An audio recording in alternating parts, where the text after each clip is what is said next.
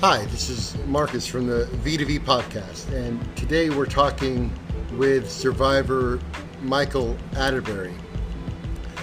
We've done the interview, and I received a text message from him after the fact, and I wanted to read something to you, the message that he sent to me, because I think it's a great introduction to kind of what we're getting into here. So he writes, I thought you should see this, and if I forgot to mention I kept all of this a semi-repressed memory situation till a couple of years ago. I actually did a long-distance hike through the area Monarch was located, and coincidentally a friend convinced me to take a bit more LSD than I knew was good for us.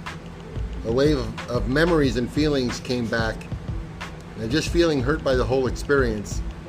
I literally sobbed by myself for an hour in the field, allowing myself to reflect on memories and emotions I had forgotten. That has been what has been motivating me to help raise awareness and help build more resources for parents with quote-unquote troubled teens. We'll be right back.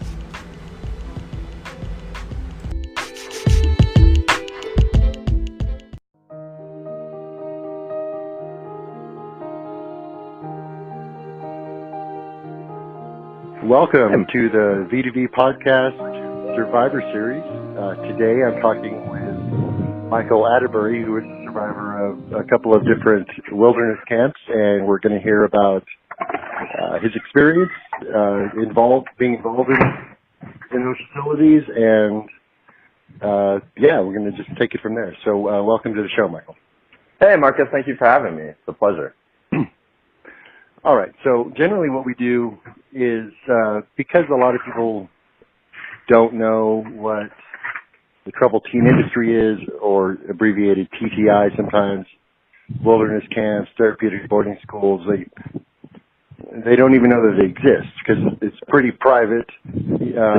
They're not doing a lot of blatant advertising out in the public. So what, from your perspective, what is the troubled teen industry? So in my experiences, I've been to several places and received treatment from many different kinds of organizations.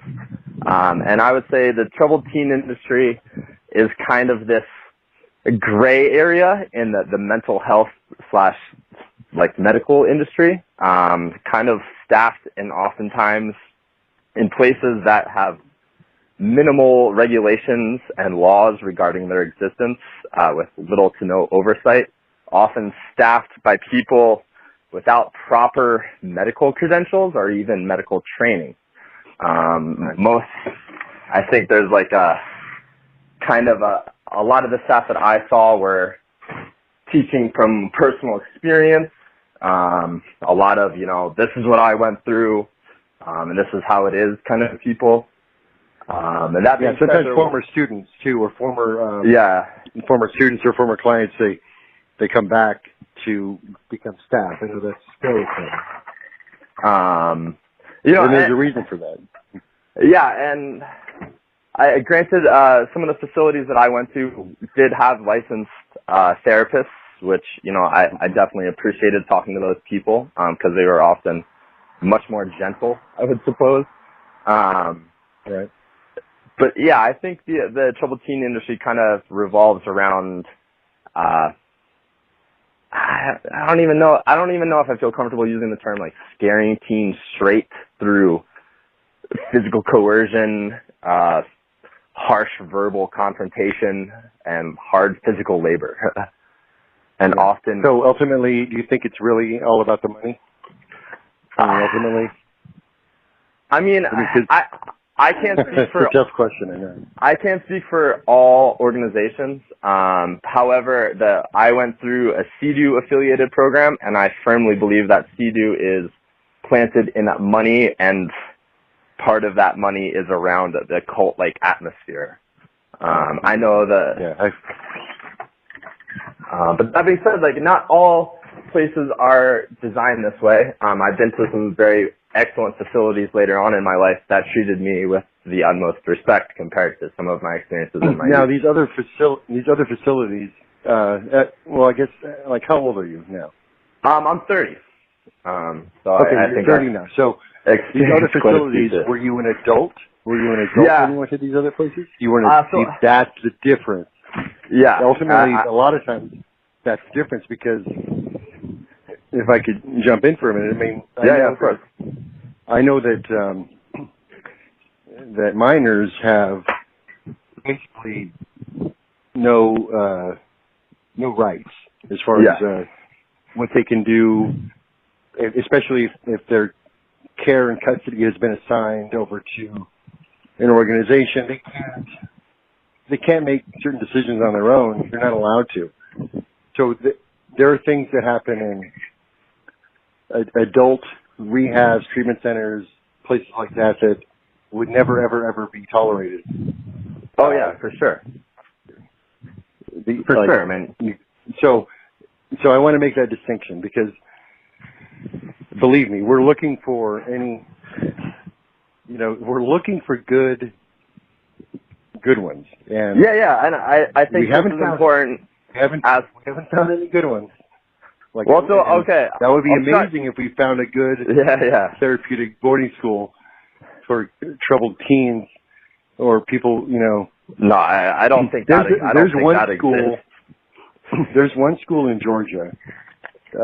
It's a pretty heavily Christian-based organization, and in their own advertising, on their website, they tell potential parents who want to send their kids there that if their kid is bored, that's good enough reason.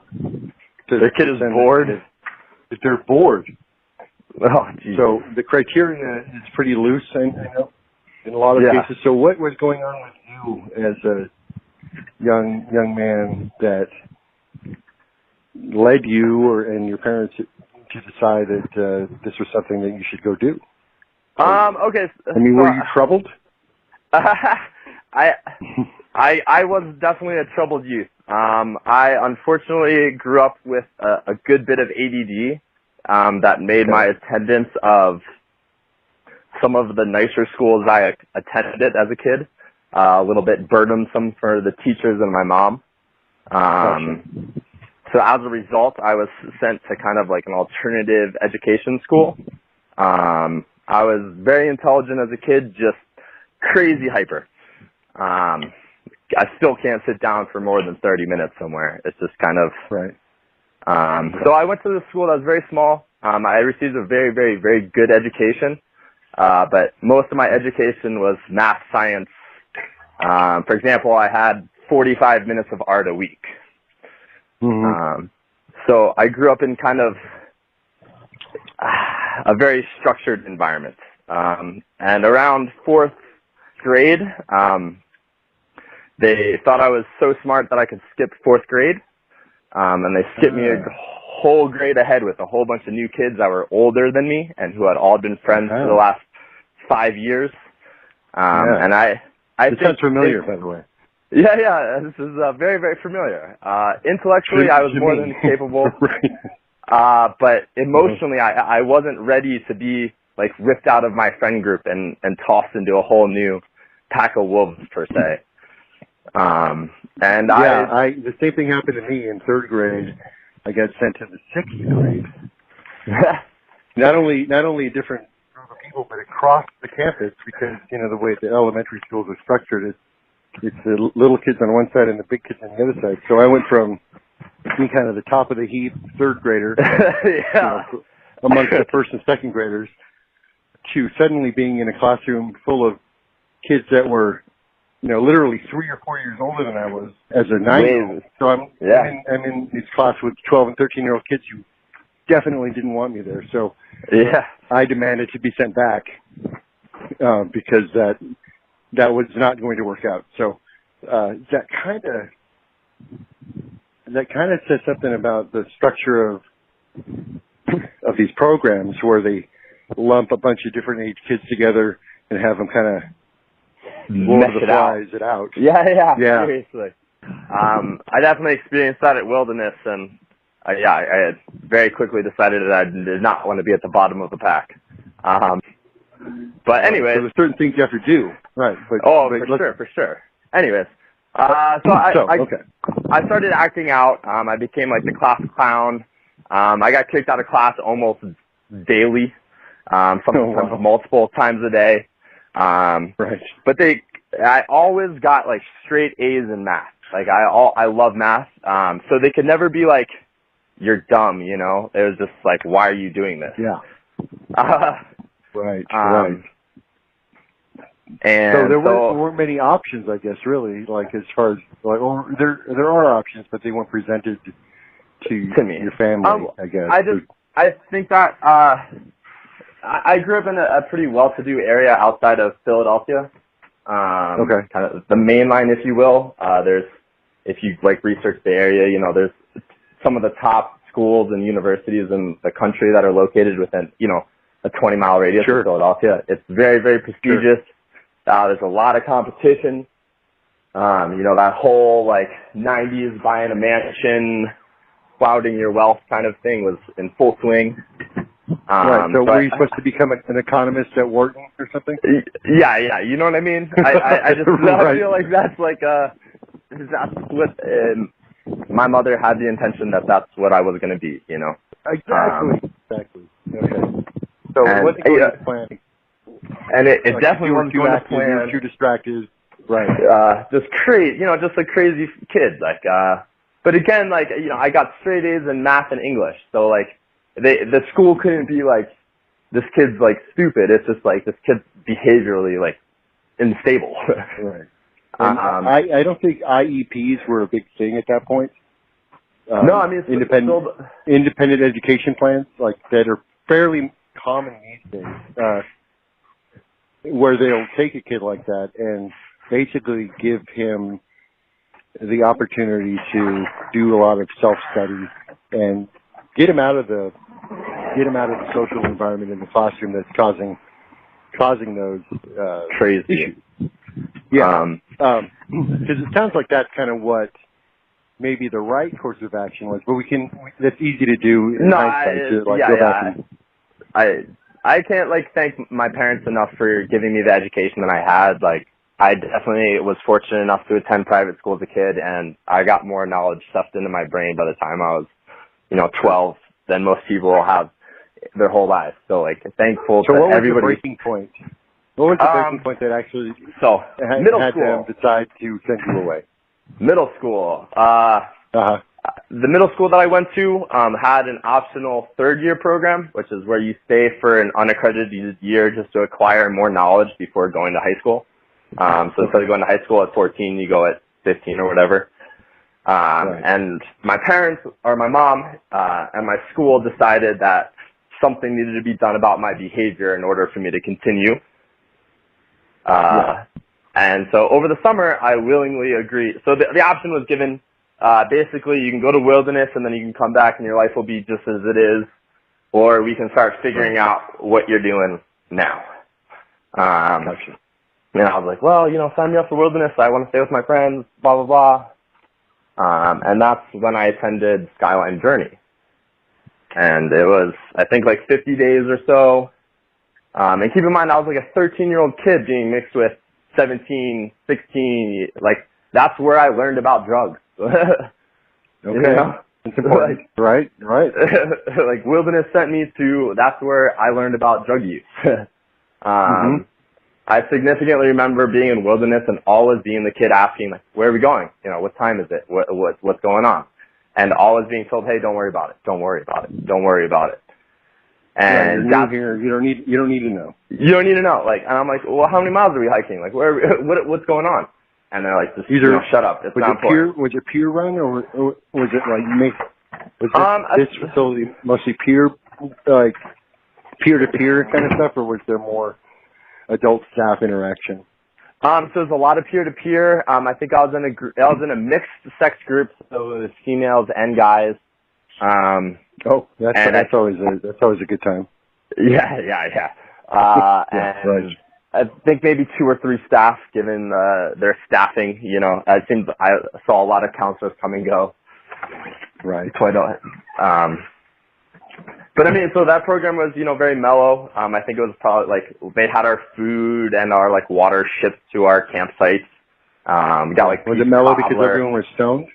No, there's kids like smoking banana peels and like weird stuff. Like all sorts of weird stuff. And I was like, oh no. I think I was 13 being sent away for like being not motivated in school, mixed with a bunch of like, my parents sent me here because like they caught me doing heroin when I was 17, it's like, oh, well, what's that? Right. Like, you're cool. Yeah. Oh my God. And you're like, I was making stupid jokes in class. That's why I got sent here. Wow. Okay. But I don't want to minimize how much of like a terror I was as a kid. Me and my mom used to fight all the time, dude. I think like I don't remember it getting ever particularly like violent, like fighting.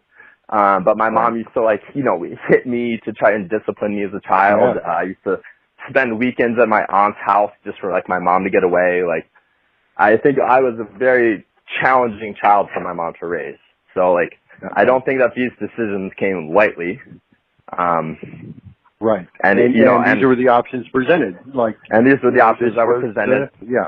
Right. By like the people in the know. She saw a couple educational consultants in my area. Who I think, unfortunately, famous educational consultants. Right. Yeah, when they send 50 kids to the same wilderness program, you start like being like, how much are they paying you? Yeah. Right. Okay. But anyways, so I came back from that wilderness. Yeah, I got through that. I came back to school. I think I made it till like May, and our school took like a big like school trip to New York. And I was like smoking weed at that point. I found my friend's older brother's stash. Like a bunch of my friends were very wealthy with parents who really didn't have time for them. So a lot of partying in, people's mansions while their parents are away, and they get like the whole wing of the house to themselves. Like crazy. Right. So anyways, it culminated going on a school trip. Some girls got pictures developed of them like snorting Ritalin or something when we were like, I'm just 14, But anyways, a bunch of us got in trouble. I like came completely clean to my mom. Like me and my friends would smoke weed in our hotel room. My friends had taken acid in New York and like wandered around. And my mom, this was like maybe Friday we got back. By Monday the shit had hit the fan. And, my mom, of course, said, oh, we'll figure it out, we'll work through this together, whatever. Yeah. Thursday morning, got woken up in the morning by two big guys, and, what's going on? Like, oh, you're coming with us. Your mom signed over custody. Come with us. My mom's crying. My dogs are barking. Like, the worst scenario you could possibly imagine. And, I got rushed off to second nature very, very quickly. And that was about 70 days. And what you just talked about earlier, the Lord of the Flies routine that many wilderness programs in full in effect. All those kids are grumpy. They don't want to be there, and they're looking for somebody to poke. And if you're the weakest kid, you're going to get poked in whatever. Right. Well, they're also obligated to do that too, to stay on top on that particular level. Right. Yeah. Because if they don't, they could get knocked back down levels and then have to, endure that same stuff all over again. So there is an incentive to be brutal to the newer kids. And kids, it's really important to point that out, that that's how a lot of that stuff works. They're incentivized to treat the group kids below therapy and all that fun stuff. But so a lot of the kids didn't like me because I'd already been at Wilderness for 50 days. So like day one, I busted a bow drill fire. Kids had been there a month and still couldn't eat warm. Like, dude, I ate warm every day. I could hike. Like, it was just routine. And I was like the little kid. And that, like, I don't know, I still remember, like, having group therapy and, like, kids, like, almost beating me up on a daily basis at Wilderness. And, like, it was awful for the first, like, 30, 40 days. And then eventually all those kids left and I was top dog. And the cycle repeated, So was it therapeutic? So I mean, that's the idea, right? I mean, in the sense supposed to be that some kind of therapy. I'm gonna name this man because he will come up later in my story. Sure. Sure. I believe that one of the head therapists of Duchesne, Utah at the time was a man by the name of Brad Reedy. I don't know if that's familiar. Okay. His name is familiar with anybody else. I'll look him up. Because we've done exposés on individual programs. Yeah, it's interesting, the people that are connected between programs. But he was a therapist. He'd come out once a week, every Wednesday. And then other than that, it was whatever Joe Schmoes they could convince to hike in the woods with a bunch of troubled teens for weeks at a time. Right. Weeks at a time. Often college kids with outdoor rec degrees seem to be a very common thing, which is like crazy that parents are paying these organizations, upwards of $30,000 a year to be taught by basically a bunch of college kids. Upwards of $100,000 a year. Dude, it's crazy. Come on, yeah. please. There's a place in what's it called? The name escapes me at the moment. Diamond Ranch Academy. Yeah. They're still in operation. Yeah, I mean, their tuition is $130,000 a year. Yeah, so these places target vulnerable single out of pocket, no insurance. Insurance is covered crazy. For 30 days because they're not. They represent themselves as a school. Yeah. But they can't take insurance because you can't use insurance for school. Yeah. But they also call themselves a drug treatment center, and they call themselves any number of things. But what they really are is an accredited school that uses online curriculum. Yeah, worst thing. Self-paced. No real structure as far as schooling is concerned. The minimum requirements to have a degree to teach kids, basically. You can take exams as often as you want to until you get an acceptable grade, so they can advertise that they have really high grade point average from their students. It's but yeah, $140,000 a year depending on how you pay. It's amazing. So this was back in 2014 or 2004, sorry. And I know my mom paid at least $30,000 for the first couple of days. And I think she paid out of pocket. Right. So but then at some point, the discussion I always thought was that at some point after this, I'm going to return home or return somewhere of my choice. Which the last 10 days became very, very clear with a conversation saying you're going to the Monarch school in Heron, Montana. Okay. Are they still open? No, they were closed. They closed last September, and Patrick McKenna took the last deposits from all the parents about a week before he closed the school. He is currently being sued for $750,000 by the collective parents of the Monarch school. All right, I got to look that up too now. There's always more research to be done after these interviews are concluded because, okay, so Monarch. Now you're off to Monarch.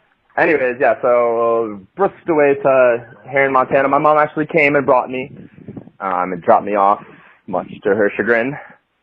And immediately met by the most PC students you could possibly imagine with their, pants up to their belly button and their shirts tucked in and their hair cut military style. The welcoming committee. The welcoming committee. I don't want to name students because I don't want to. I think that their anonymity is very, very important in this. If anybody, they can speak independently if they choose to. Yeah. So anyways, this was assigned to Big Brother, brought to a dorm, taught the ropes, and I'm just like in my head, like, what the is going on? What is this place? Like, holy shit. But keep in mind, I've been brainwashed by wilderness for the last 70 days, so it's not completely out of the normal. But I was, assigned to a peer group I think my peer group started with 16 people. We graduated with like 10 or 9 or something. We lost half of us on the way through. My peer group leader was a man by the name of Steve Rookie. who I believe is rather infamous in the CEDU and RMU community, or not RMU, the Rocky Mountain Academy, which is a place, I believe, in California somewhere, which was shut down. Okay. And yeah, Monarch is an interesting place. I think a lot of the other similar rules that I've heard mentioned in some of the other interviews, control of music, control of outside communication, kind of peer-to-peer run with the students who had been there for a while being the brainwashed leaders of the accountability squad. Right.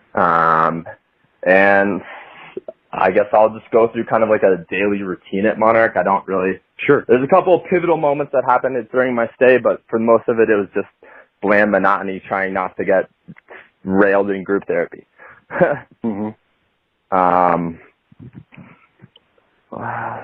So they're like daily basis. You work 3 times a day or 3 times a week, or maybe just 2 times a week, and then you had class 3 times a week. But the education is around farm, garden, forestry, like vocational work, culinary, and that was a big emphasis on the school. And then, as you mentioned, the kind of at your own pace education. I was fortunate enough that there was teachers actually, and I did have classes, but compared to what I grew up with and what I was used to, it was like, kindergarten. Right. And a lot of worksheets and stuff, I would imagine. Yeah, a lot of worksheets. I did have a couple really cool teachers. I had a really awesome history teacher, Matt. If you're out there, you're a good dude. So there was like good staff, but there was a lot of really craziness. And I think you've talked about in your show the aspects of group therapy, or as a commonly known in some other terms, rap sessions. Attack therapy? Attack therapy. Basically where a grown-ass man is yelling at you as loud as he can about why your dad left you, just like crazy shit. Yeah. So this leads me, I'm going to pause for a second, this leads me to this idea that comes up often. Now, because I've spoken to other people about, the good stuff, and what troubles me is that these good, well-meaning people choose to remain in these institutions to, even though they know kind of what else goes on there. It's like I don't know if they're trying to be like a buffer against some of the abuses that go on. Because there's a lot of debate. There's a lot of debate about whether those so-called good people should even stay there. So I don't really say it as like good people. I think a lot of them were like younger, barely college graduates who were just like thankful to have a job somewhere. Sure. And a lot of those staff didn't make it longer than 8 months. Like they kind of quickly realized what it is. Right. I think that's almost their obligation to leave. Like, this is my own opinion, but when it's when you find yourself working in an environment that you find is not beneficial in so many ways to the people that you're taking care of, I think it's the right move to leave. If you stay, you kind of become complicit in the activities that go on around you. Yeah. You're complicit just by like observation and the fact that you don't raise out. But again, like, so a lot of the stuff, like, there was I was fortunate enough that like my place wasn't very physically abusive. Sure. Like there was to my knowledge, like I didn't get physically abused by anybody. And to my knowledge, I don't know of anybody else who did or who spoke about it. But like I can't be accountable for the others. Well, you can only speak from your own experience. Sure. But there was a lot of I think you've covered the subject of smushing, and kind of very indirect sexuality between staff and young adolescents, which for a long time I thought was normal, and like I love people and I love touching, but like some of those boundaries that were crossed were like now I think about them uncomfortably. The standard for for therapists or people who have other people under their care is that if you're even thinking too much about a client, then you're probably already like beginning to cross boundaries. Like, yeah, exactly. If you start thinking of them as your own personal, like,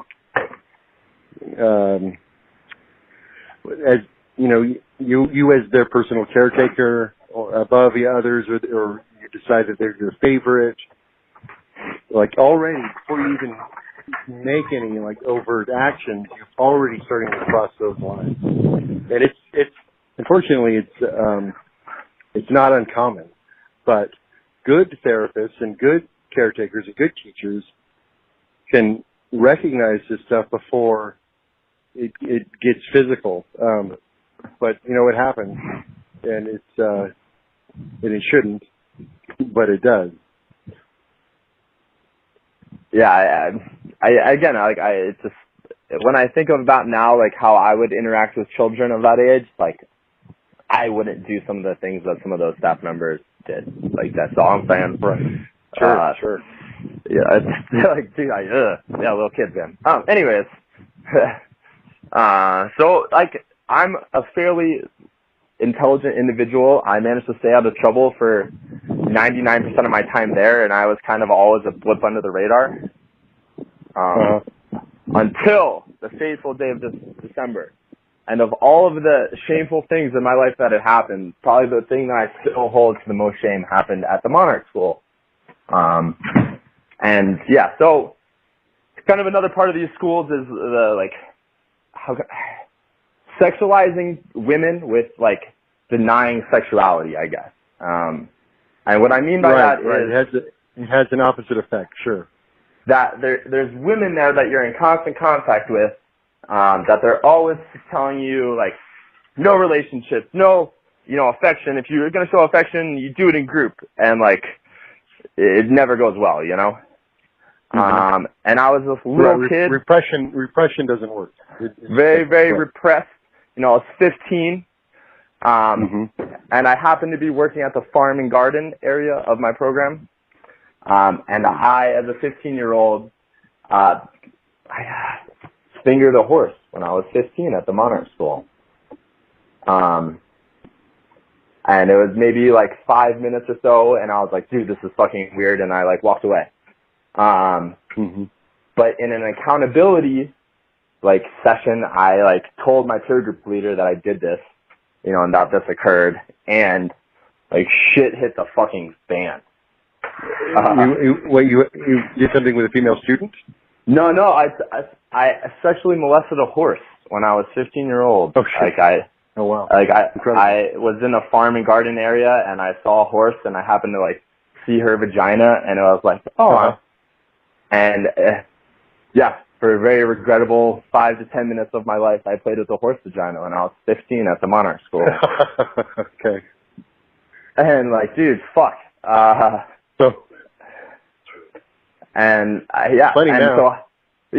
kind of funny looking back at it now, but in my mind, like, so, my mom found out, the school found out, I was put on a huge program. I literally sat in these rap sessions with all the females that were in the equestrian, like, program, just screaming at me that I was a fucking monster for 3 months until, like, somebody did something else, and what I did kind of got forgotten, and we kind of moved on. How long did it take for you to realize that wasn't true? That you're certainly not a monster for messing around with a horse like that. Like, you know what I mean? Like, it must have taken a while for you to come to terms with the fact that... We'll get there. Sure, all right. Yeah, so, like, in my mind, like, I think now, like, how did my mom, like, legitimize these events that happened at this school? Like, I went there for, like, mild drug use, and, like, through the school, like, rather disturbing things I did, like, dude, still, like, crazy. But anyways, yeah, so I was on this program. I was on bands from, like, the whole school. I don't know if you've ever been somewhere where, like, you're around everybody, but you're not allowed to talk to them. So you were basically, like, shunned, right? Shunned. Very, very weird. And I'm still, to this day, like, very, very good at ignoring people and pretending that people don't exist. And I think it's because of this time in my life. So yeah, it sucks. And then about a year into me being at Monarch school, this girl who I'm probably still in love with became a new student. And we, I fell in love with this girl. I was 16. This girl is the most beautiful girl I've ever seen. We, kept it very, reasonable. And then in a group session, I expressed attraction to her. And she, didn't respond well. And we were put on bans.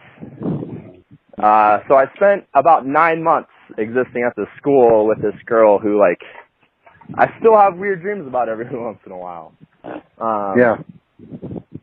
And I'm not a therapist. I'm not a trained medical professional, but I don't think that's normal, and I think that it's led to some complications in further relationships. Sure. But yeah, for the last 6 months of me being at the Monarch school, I just kept my head down, and I was pretty much on bans from everybody because I was just what the, I was so depressed. I was never that adult student that was accountable and I was always dude, this is fucked. Now you would think that at a so-called therapeutic boarding school that they would be equipped to handle weird occurrences. Yeah. Hormonal kids, all that stuff, to some degree of aptitude. They would be good at it. They would be able to handle weird stuff and understand that. Well, maybe if trouble's going in and you're exhibiting troubled behavior while you're there, they should have tools that can address that. But so being put on bans and shunning pretty much kids in that environment is doubly harmful. And so that therapist from Second Nature actually came and visited the Monarch school just at some point just to kind of see what was going on. And I had a conversation with him about it. And the head of the school was near me. And after that conversation, he's like, "Hey, don't tell anybody else about this." And I was like, "Huh." Right, because it's bad press. Very bad press.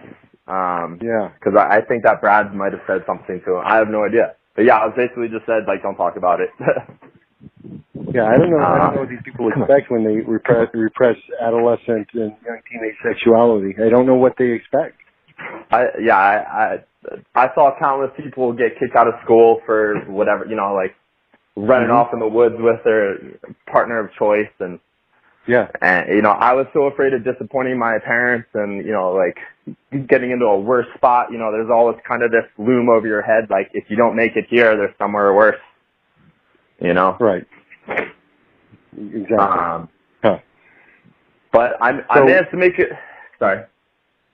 Well, at a certain point, you got through this program, or did you graduate, or did you leave, or what happened? I graduated from the Monarch school. I at some point I just decided, go through the steps they're doing, and pretend to cry with all the rest of the kids and the weird insights and prospects or whatever you want to label them as, which are crazy.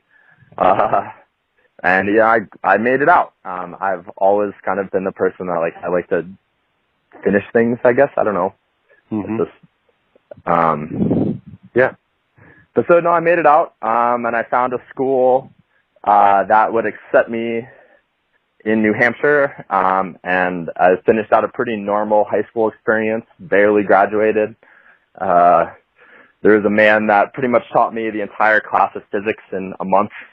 So I made it home from high school, kind of finally free. I got a job. I was making my own money, had a car, kind of for the first time in my life free. Right. And me and my friends. So you think that you succeeded because of that experience, or in spite of it? Just wait, there's more. There's more. There's more. Okay, gotcha. There's more. Well, let's continue. Okay. So I was smoking weed all summer with my friends. me and my mother's relationship has continued to get strained. You know, I had to make it till like August to make it to college. Right. At some point in late August, I decided to ingest like a good bit of mushrooms. Okay. You know, I was experimenting with my friends. I took like an eighth of mushrooms. Nothing happened, so I took another eighth of mushrooms. That's a lot. Yeah, it's a shit ton. And I blacked out at around 7 o'clock. I woke up at 2:30 in the morning, strapped down to a hospital bed. Apparently, what had happened, I freaked out at my friends and like made them take me home. I made it into my room, where my mom heard me being like erratic. She came upstairs, you know, saw me all mushroomed out. Like, you can tell when somebody's high on mushrooms, their pupils get all crazy. Right. And of course, my mom, being my mom, called the cops because she thought I was overdosing. Cops came. So technically, I guess you were overdosing. Yeah, definitely overdosing. The technical term. Yeah. Right. And I guess I graduated high school at about 190 pounds. I'd been playing varsity lacrosse almost, you know, all spring. So I guess the cops came and I like, you know, mushroom strengthed out on 6 cops and like got a pretty big verbal or like physical altercation with a bunch of cops. Which culminated you don't remember? in me. No, I don't remember. I mean, I have like bits and pieces, like sure, shocking little bits. But I ended up breaking somebody's legs in the altercation pretty severely. Oh, shit. Yeah, very severely. And as a result, I was sentenced to 62 years in jail. Oh my God. Yeah. Yeah, really, really crazy. The court system, you know, kind of decided that they had to make an example out of me. And so, like, I went to this place called Karen, which is in, like, Bucks County, Pennsylvania, outside of Philadelphia.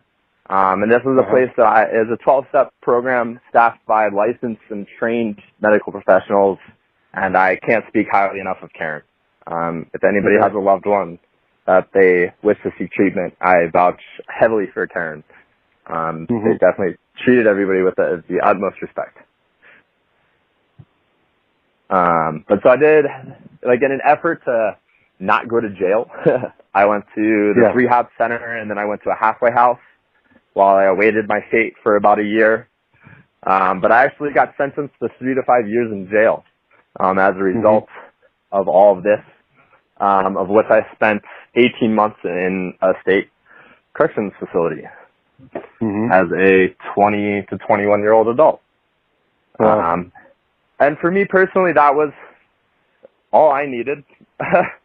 Right.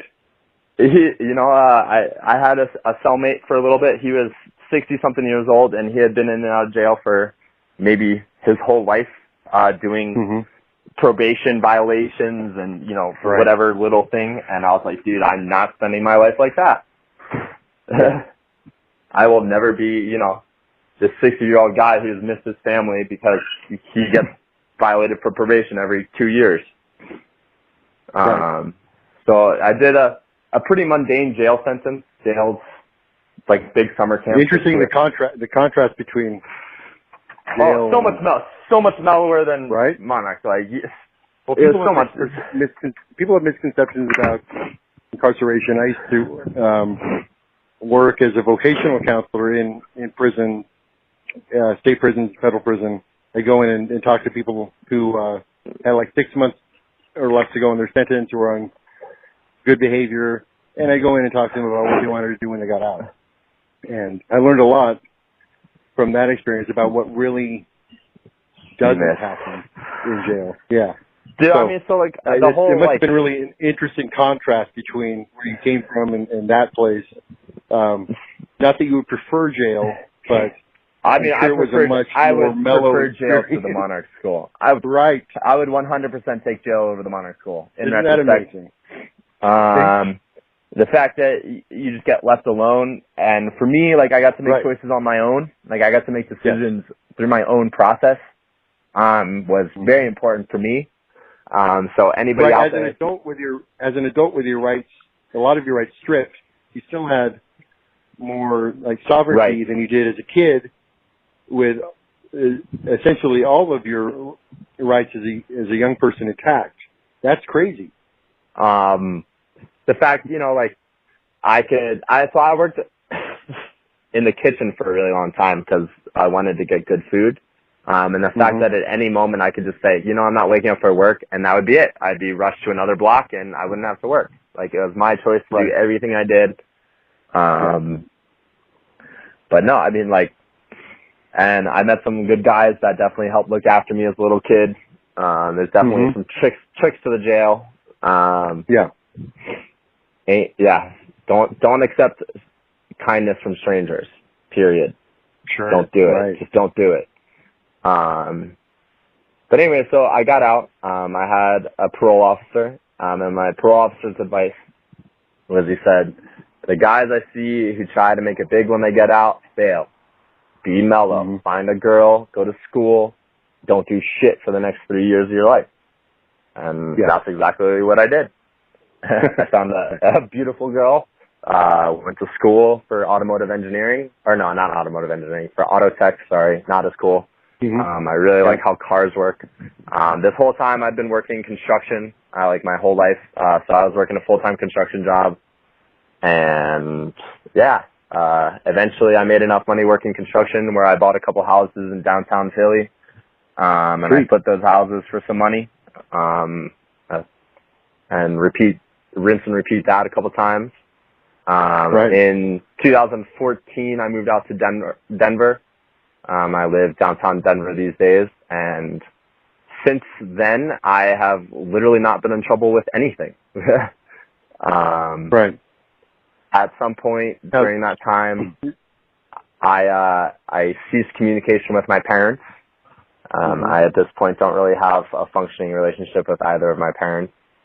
They're just both very set in their ways and what they do, and I definitely don't prescribe by a lot of common social norms, I suppose.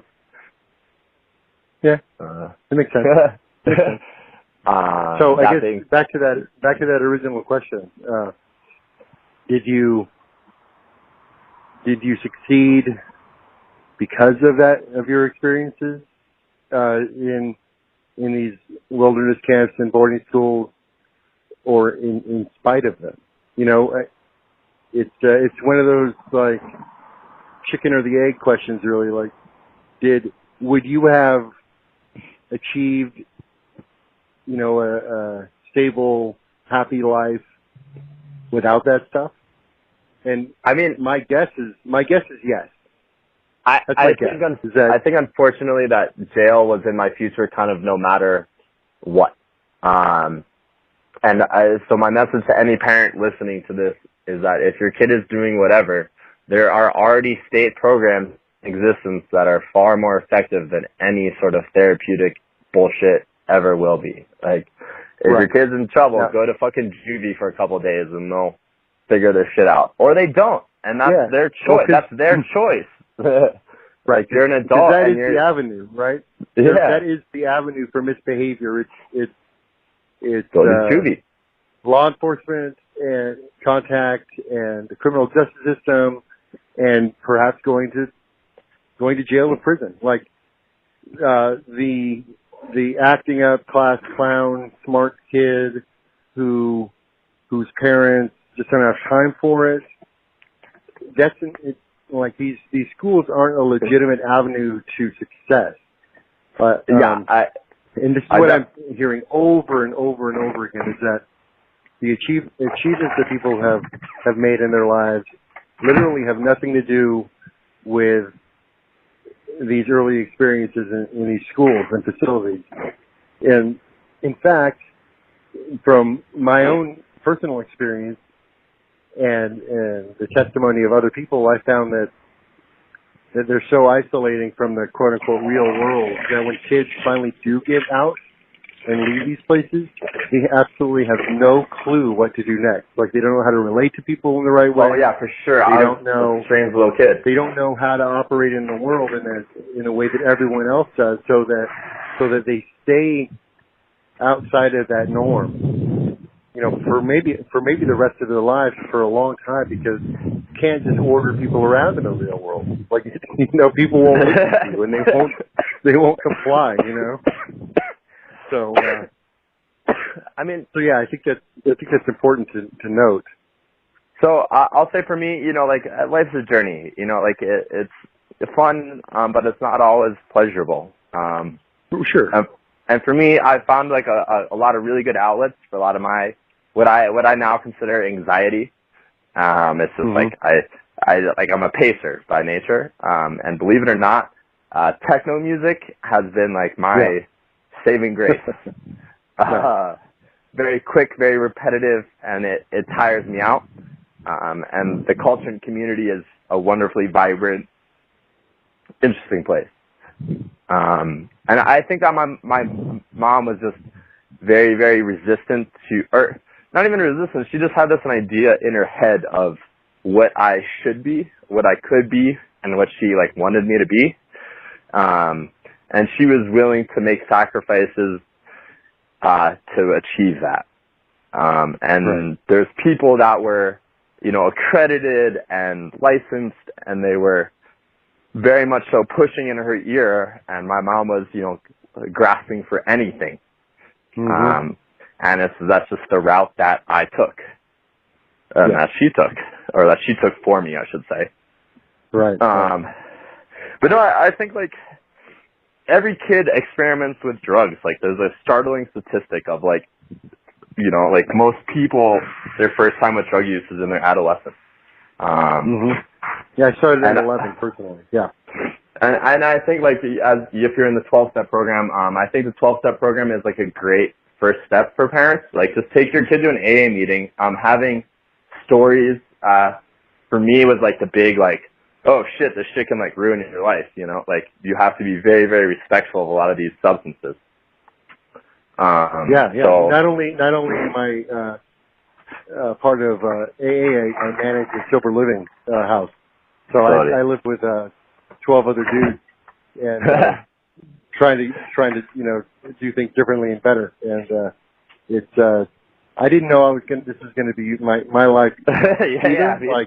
But I made a profession out of helping people, and it's the only way that I could really figure out how to overcome my own trauma was to give back, And for sure. So yeah, I can totally relate, and I think we're gonna wrap it up. Okay. I don't know how long we've been talking. I want to give a plug to. I want to give a shout out to a guy who did it differently. He was a troubled parent with a troubled teen. His name is Dr. Kevin Fall, and I did an interview with him. He wrote a book called 7 Ways to Save Your Son. I think it's called 7 Steps to Save Your Son in 7 Ways. And he chose a different path, and what that path was, he figured out that he was in fact a troubled parent. Yeah. And started on that basis, and then actually ended up writing this book with his son. It's pretty amazing. So I like to refer back to that guy a lot, because there are different avenues for people to recover their kids if they see them going down the wrong path that don't involve shipping your kids off to some crazy school. Yeah. I think that like the first step, like you asked earlier if I was a troubled kid. And I don't have kids, I have dogs, and I think if my dogs were acting out, misbehaving, that would reflect on me as the owner, more so than it reflects on the dog. So I think for every troubled teenager is a troubled parent, and I think that's like the first step for any sort of healthy relationship is to acknowledge maybe misdeeds from both ends and to work together to accomplish, like a common goal.